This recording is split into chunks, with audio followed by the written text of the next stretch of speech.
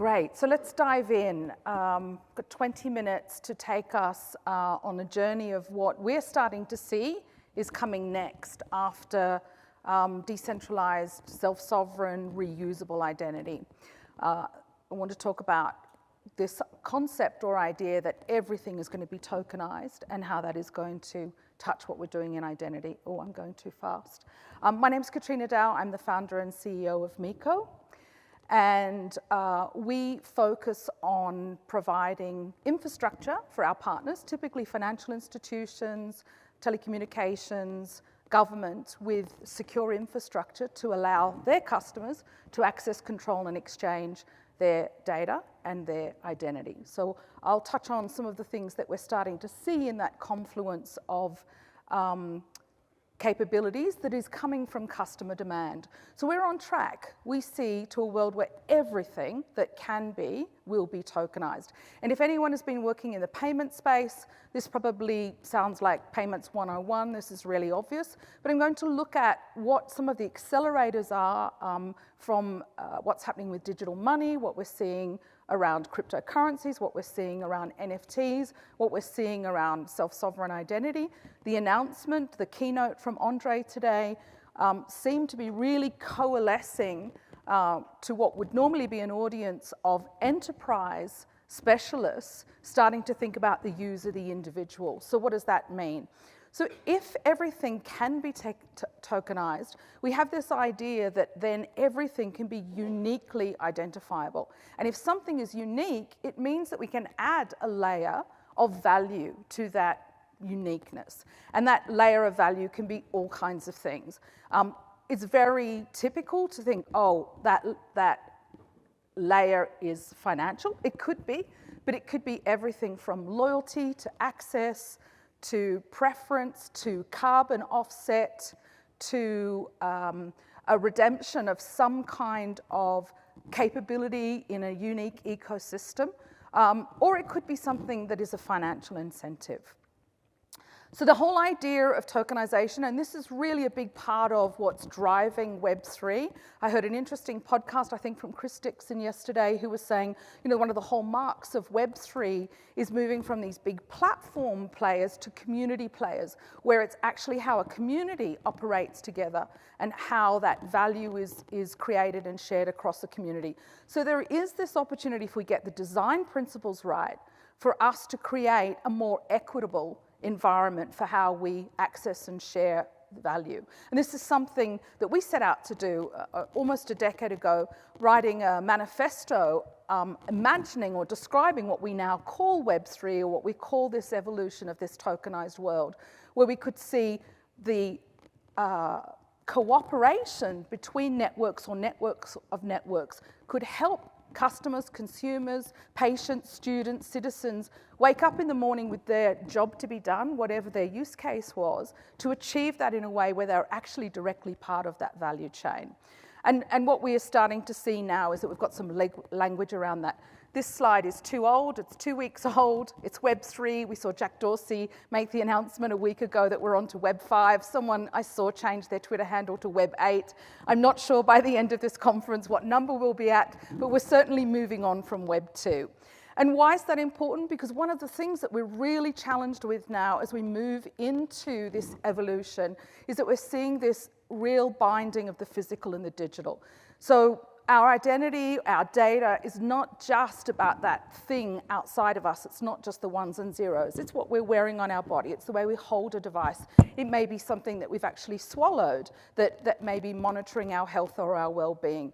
So we're starting to see identity as something that is really incredibly intimate and very personal.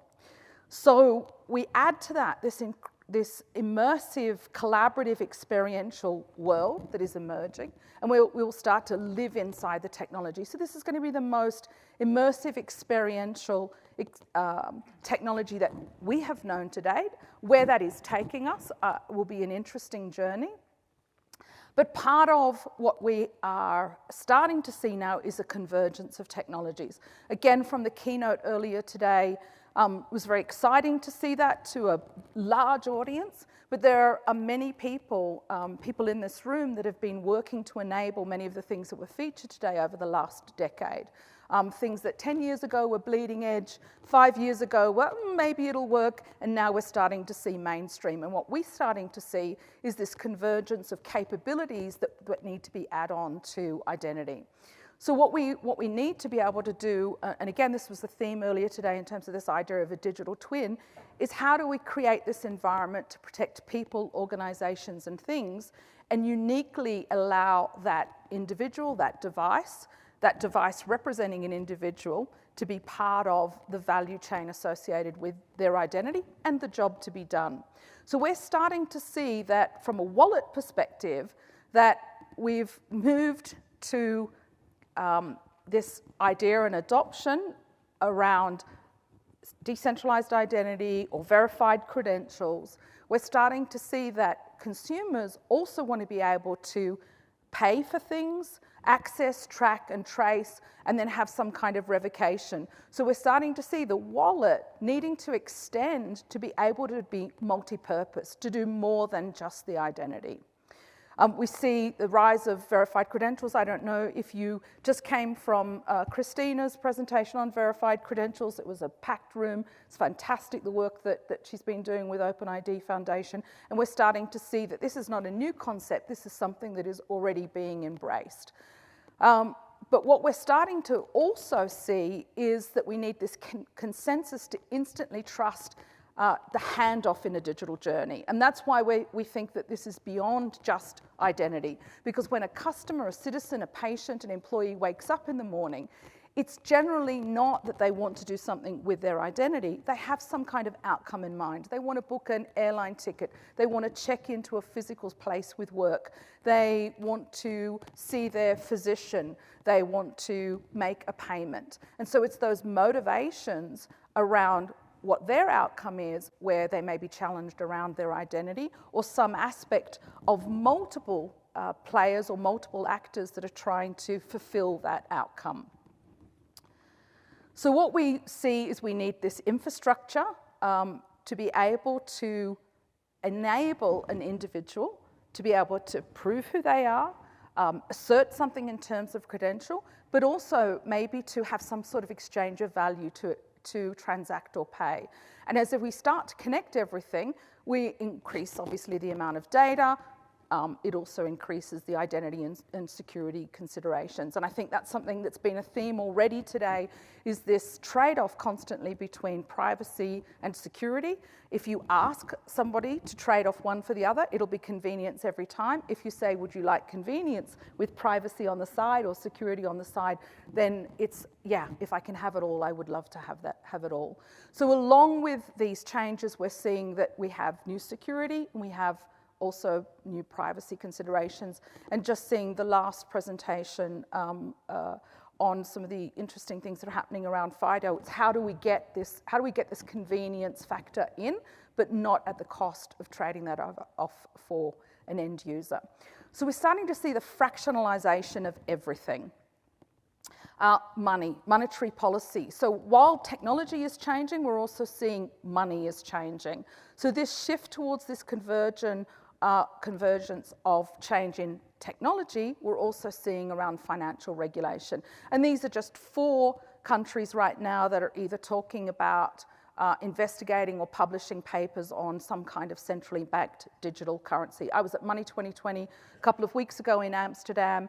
Many of the regulators starting to talk about fractionalizing currency. As we start to do that, then we move into this world of being able to fractionalize and have tiny transactions. In the UK, more than 33% of UK households have purchased some type of cryptocurrency. I realized when I wrote the abstract for this, the markets were high. The markets are having quite a bashing these last couple of weeks, but still we're seeing a strong adoption in Europe. France, I think, is more than 6% of households, and the Netherlands was the highest at 14% of households. And after 5%, you have kind of a tipping point. Gucci recently took 5 of their flagship stores here in the United States to accept cryptocurrencies. And have started to see that this move into Web3 is a big part of their brand fashion strategy. So tokenization is this key enabler to Web3 for us to be able to create different kinds of value. A lot of people feel that it's an opportunity for creators to benefit from a new economy. And obviously the rise of NFTs, we're starting to see that, whether or not that is through art, music, collaboration, or being able to fractionally own things. So that could be everything from being able to offset carbon right through to being able to fractionally invest in something like a home. So this is a really interesting report that was published by Luminal just recently that is saying the market for reusable identity is set to reach around 266 billion by 2027. And it's not a hockey stick. What it is, it's this laying down the foundation, putting things in place to enable the use cases, and then we start to see the growth. And they're predicting that governments are driving this, digital commerce and financial services will be likely the largest drivers of this. So what we see every day is identity as context.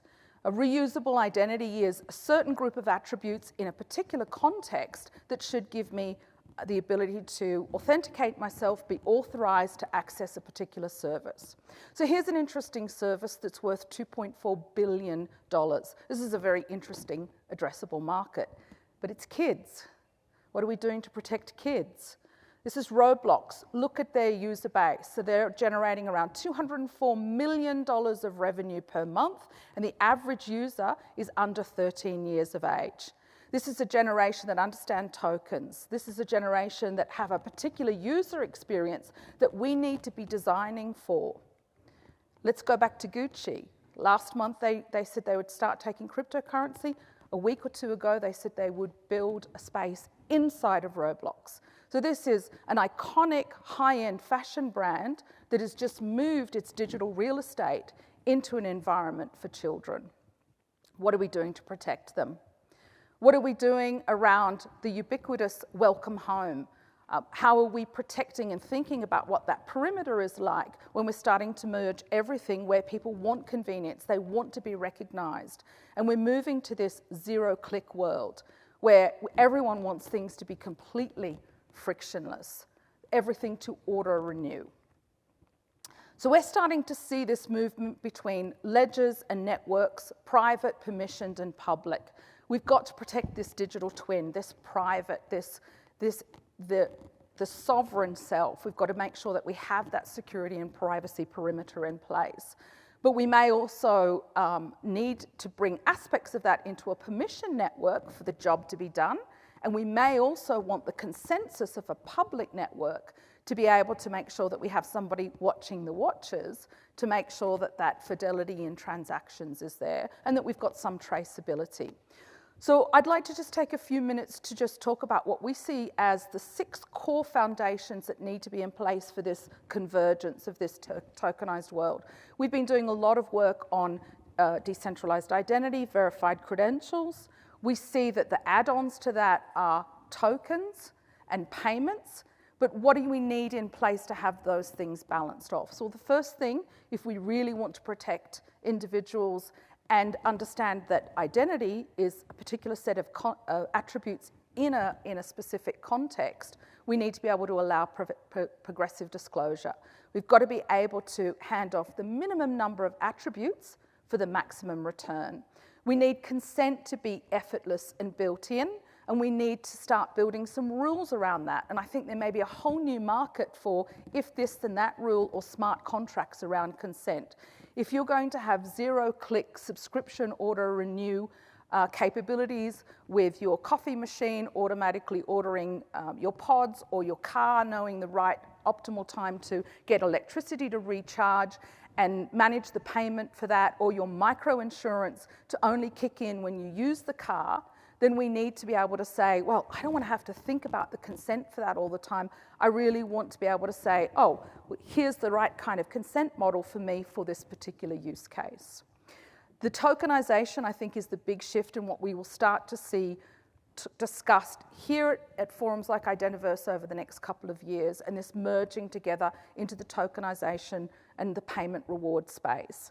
Because if Web3 or if this community-based value exchange is going to work, then we've got to be able to have the right incentives. And these may be really, really, really, really tiny incentives. Some interesting work that we did that was proof of technology in Australia last year together with Hedera was looking at how we could take a stable coin, load it onto a debit card, convert it into HBAR and allow tiny fractional microtransactions for one small piece of content with everybody in that value chain being incentivized.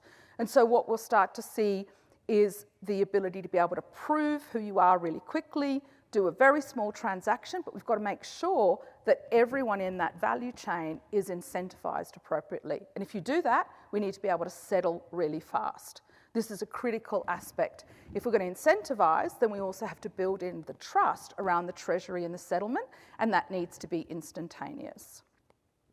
Governance. One of the hopes, I think, of the current shake-up in the crypto market is that we will see more regulation, some clarity starting to come into place, but governance is a really, really critical, important part of what is needed. And I just came from Steve Wilson's talk, and it's not that we need new trust frameworks, we need those trust works that exist actually to work with each other. We don't need to keep inventing these things. We need to be able to see what is that handover point and what is that governance and what is that interoperability between these governance networks and how does that work across border? How does that work when we move in and out of fiat currency? What does it mean when I want to pay for something partly with money, partly with loyalty points and partly with carbon offset from my solar panel? And these things are happening much faster. Each of these examples that I'm citing right now are things that we're working on, maybe conceptually, but they're all use cases that are being validated around this convergence. Okay, now that we've got identity, verified credentials, how can we start to move that customer experience to be as extensive as possible? And then last but not least, this is the tough one, yeah? The recovery. It's all well and good when everything goes well, but when things don't go well, who do you call? And I think this remains one of the challenges that we have, particularly in the decentralized world, whether you're talking about custodial, non-custodial wallets. This key issue, who do I call? How do I bootstrap? What happened with that payment? Who's responsible?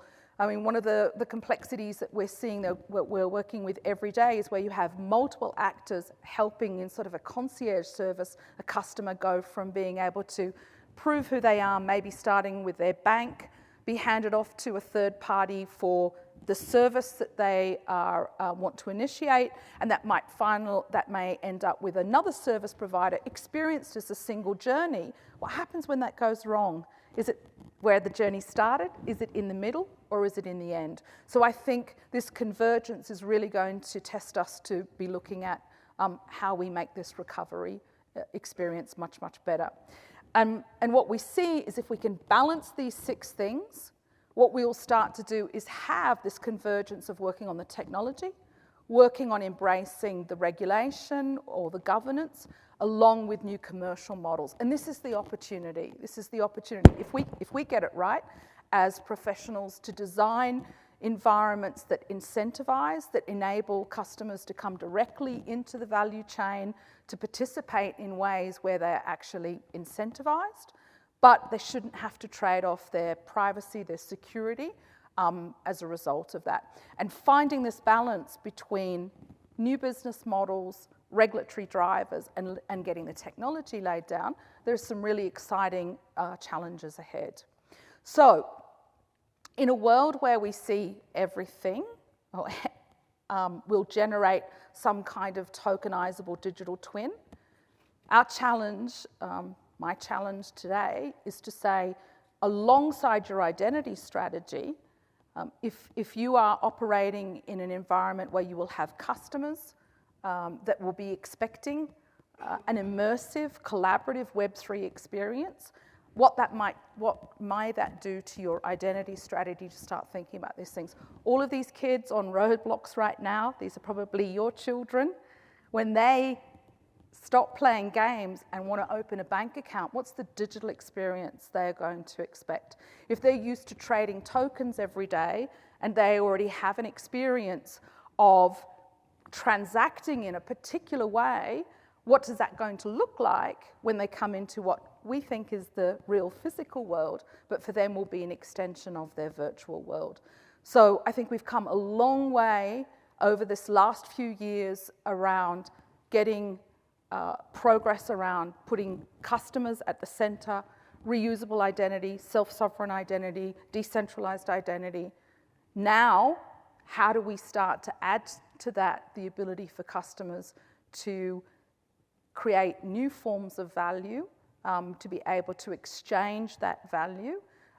And so our argument for that is a technology stack that is flexible, that will support identity, will also support tokenization, and will also support payments. So thank you. I think I'm right on time, so I'm happy to take some questions if there are some questions.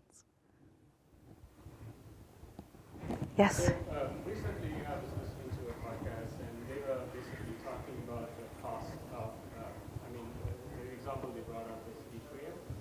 So I think the transaction cost that Ethereum puts on, it's almost equivalent to what Visa charges into their credit card fees, right? The transaction fees.